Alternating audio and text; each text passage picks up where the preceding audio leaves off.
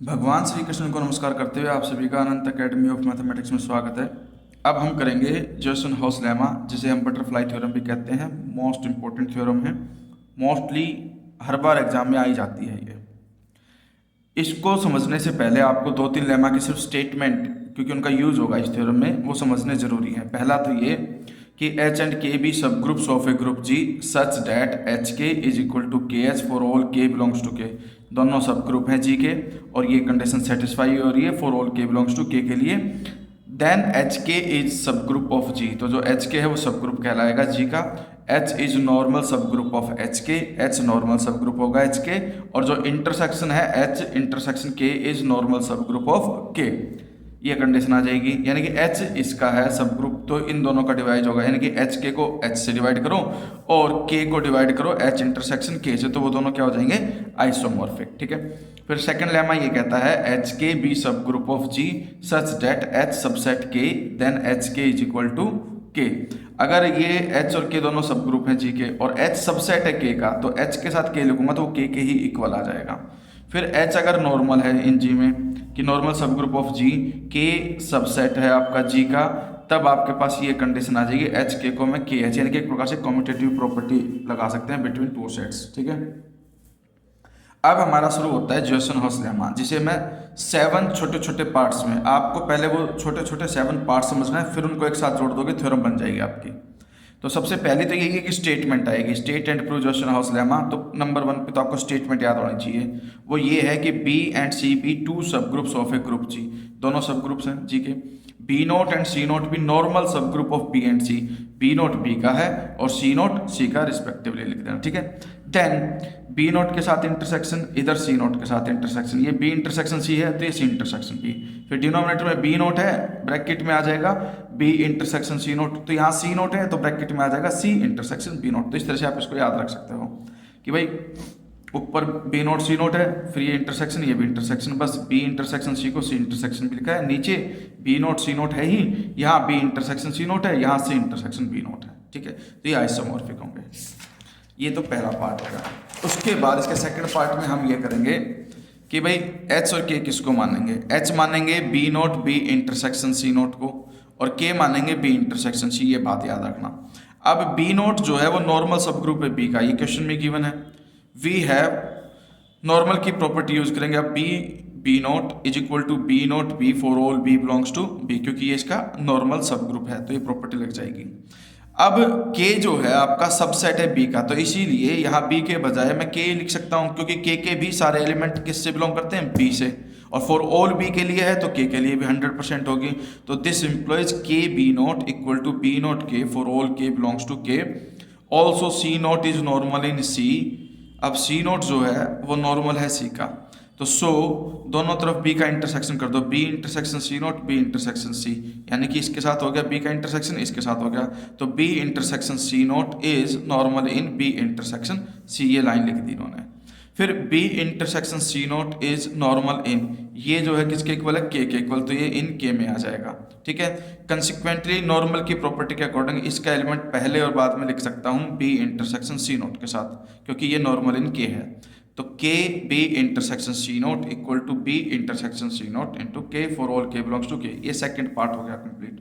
पहले में थी उसकी स्टेटमेंट, सेकंड में ये कंडीशन है, थर्ड में आप देखिए क्या है कि एच के और के एच इक्वल होते हैं या नहीं, वो प्रूफ करेंगे।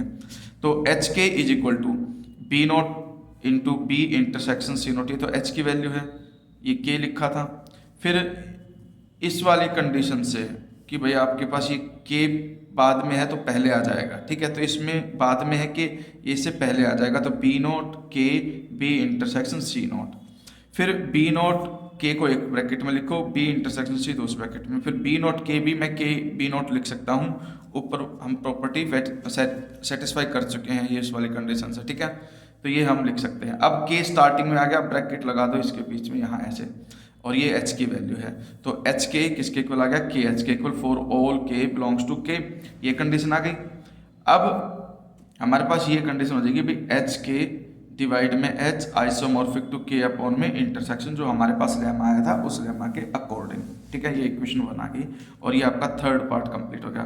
फोर्थ में इतना है कि एच के में एच की और के की वैल्यू पुट करो। अब आपको पता है कि बी इंटरसेक्शन सी नोट इसी का सबसेट है, तो इसलिए इन दोनों को लिखने के बजाय एक ही लिख दो, क्योंकि ये सारे एलिमेंट इसी में कवर हो जाएंगे। तो बी नोट इंटू में this is equal to B naught B intersection C, since this is equal to B intersection C, क्योंकि ये जो है आपका बी इंटरसेक्शन सी के इक्वल होता है as B intersection C naught subset of B intersection C. तो यही बात बताई गई है कि जो ये वैल्यू है ये इसके इक्वल होती है इस कंडीशन की वजह से। तो ये फोर्थ पार्ट हो गया। अब आते हैं हम फिफ्थ पार्ट पे। फिफ्थ पार्ट में ये है कि we now show H intersection K is equal to this. अब हम शो करेंगे कि जो एच इंटरसेक्शन के है वो इसके इक्वल है, कि भाई C intersection B naught into में B intersection C naught. Y इसका एलिमेंट ले लिया, अगर इसमें है तो वाई एच से भी और वाई के से भी दोनों से बिलोंग करेगा। अब वाई अगर एच से बिलोंग करता है तो इसका मतलब इससे बिलोंग करेगा। इससे बिलोंग करने का मतलब वाई जो होगा वो इस टाइप का एलिमेंट होगा जहाँ पे बी नोट बी से करेगा बिलोंग और बी जो है वो इस इंटरसेक्शन से बिलोंग करेगा। For some B naught belongs to B and B belongs to B intersection C naught. अब वाई के से भी बिलोंग करता है, के बी इंटरसेक्शन सी है और बी इंटरसेक्शन सी जो है वो सबसेट है किसका, सी का। क्योंकि ये हमारे पास प्रॉपर्टी होती है, हमेशा ध्यान रखना, अगर ए और बी कोई दो सेट है तो उनका जो इंटरसेक्शन है वो ए का भी सबसेट होता है और वो इंटरसेक्शन बी का भी सबसेट होता है। तो ये प्रॉपर्टी यहाँ पर यूज हुई है, बी इंटरसेक्शन इज सबसेट सी। ठीक है। अब ये आपके पास एक सब ग्रुप था कि बी इससे बिलोंग करता है तो उसका इनवर्स भी इसी से बिलोंग करेगा, क्योंकि सब ग्रुप में inverse of each element exist करता ही है आपका। तो B inverse belongs to B intersection C naught, ये सबसेट हो जाएगा सी नोट का, जो अभी मैंने बताया था ना कि B intersection C naught subset of C naught. C naught subset है किसका, सी का। तो एक प्रकार से ये सबसेट किसका बन गया, सी का। अब हमारे पास कंडीशन ये है कि भाई y भी C का है और B इनवर्स भी C का एलिमेंट है, तो C एक ग्रुप है, तो y into B inverse closure property से वो भी किससे बिलोंग करेगा, C से, और y B इनवर्स जो है वो किसके इक्वल हो जाएगा, B नोट इस कंडीशन से, क्योंकि दोनों तरफ B इनवर्स मल्टीप्लाई कर दिया, इधर हट जाएगा B नोट बचेगा, इधर y B इनवर्स बन जाएगा। तो ये कंडीशन आ गई। ऑल्सो B नोट जो है वो बिलोंग करता है B नोट से और ये बिलोंग करता है सी से, तो इसलिए मैं बी नोट को ये लिख सकता हूँ कि सी इंटरसेक्शन बी नोट, क्योंकि ये सी से भी है और बी नोट से भी, तो इन दोनों के इंटरसेक्शन से भी क्या करेगा, बिलोंग करेगा। ठीक है। अब आगे देखिए, B naught B belongs to, अब बी नोट बी जो है वो इससे बिलोंग कर गया, भाई बी नोट इससे बिलोंग कर रहा था, बी इससे बिलोंग कर गया था, तो इन दोनों का प्रोडक्ट इससे बिलोंग करेगा और ये y के इक्वल है तो y इससे बिलोंग कर गया। अब y हम एलिमेंट लेके चले थे h इंटरसेक्शन के का, आ गया इसका, तो इसलिए h इंटरसेक्शन के सबसेट बन जाएगा इसका। अब c intersection b note subset है b इंटरसेक्शन c का, क्योंकि b नोट जो है वो b का सबसेट होता है। फिर b इंटरसेक्शन c नोट, यहाँ पे c इंटरसेक्शन b नोट है, यहाँ b इंटरसेक्शन c नोट है, वो भी b इंटरसेक्शन c का ही होगा। तो फिर इन दोनों का आप प्रोडक्ट करोगे, साथ में इनके साथ लिखोगे, तो b intersection c into B intersection c, ध्यान रखना h is equal to h ही होता है। तो उस प्रॉपर्टी से ये आपका b intersection c into B intersection c जो है वो b इंटरसेक्शन c होगा और वो किसके इक्वल आ जाएगा, k के। इक्वेशन 3 होगी। अब c इंटरसेक्शन b नोट जो है वो सबसेट है किसका, b का, gives C intersection B note B intersection C note, यानी कि ये वाली वैल्यू लिखी हमने, इसकी ये जो है ये B नोट का होता है, तो इसलिए इसकी जगह पे मैं B नोट लिख देता हूँ। तो ये पूरे का पूरा सबसेट बन जाएगा B note B intersection C note का, और वो किसका हो गया, H का। अब हमारे पास कंडीशन ये आ गई कि भाई ये एलिमेंट K का भी आ गया, यही सेम एलिमेंट H का भी सबसेट आ गया, तो जो ये एलिमेंट है ये कॉमन भी आएगा, तो H इंटरसेक्शन K में भी आएगा, यानी कि उसका भी क्या हो गया, सबसेट। अब इसका मतलब ये है कि भाई H इंटरसेक्शन K इसका सबसेट है और ये H इंटरसेक्शन K का सबसेट है, तो दोनों क्या हो गए, इक्वल। ये हो गई फिफ्थ प्रॉपर्टी कंप्लीट। सिक्स्थ में क्या है, now putting H K is equal to B naught B intersection C. भाई एच के की ये वैल्यू आ गई, एच इंटरसेक्शन के की ये वैल्यू आ गई। जो इक्वेशन 1 हम लेकर के चले थे, इक्वेशन 1 हमारे पास ये थी एच के अपॉन एच आइसोमॉर्फिक टू के अपॉन में एच इंटरसेक्शन के, इसमें जिसकी वैल्यू हमने निकाली वो पुटअप कर दो। ठीक है, यहाँ पर तो वही इन्होंने कर रखा है, ये एच के की वैल्यू है, ये एच की वैल्यू है, ये के की वैल्यू है और ये एच इंटरसेक्शन के की वैल्यू, इक्वेशन 6 बन जाएगी। अब interchanging the role of B and C वी है। Interchanging the role of B and C का मतलब है कि उन्हें पलट दो और जहाँ बी नोट है वहाँ सी नोट आ जाएगा, जहाँ सी नोट है वहाँ बी नोट आ जाएगा। देखो यहाँ बी नोट है, ठीक है, तो यहाँ पे क्या आ गया सी नोट। ये बी इंटरसेक्शन सी है तो इंटरचेंज करके सी इंटरसेक्शन बी आ गया। नीचे बी नोट की जगह पे सी नोट और बी इंटरसेक्शन सी नोट है ना, तो इसको पलट करके सी इंटरसेक्शन बी नोट बना दो।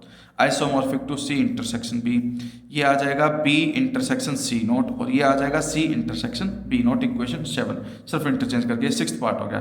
अब 7th को देखिए, using the fact that B intersection C naught is a normal subgroup of B intersection C, कि भाई ये नॉर्मल है and this is subset of B intersection C.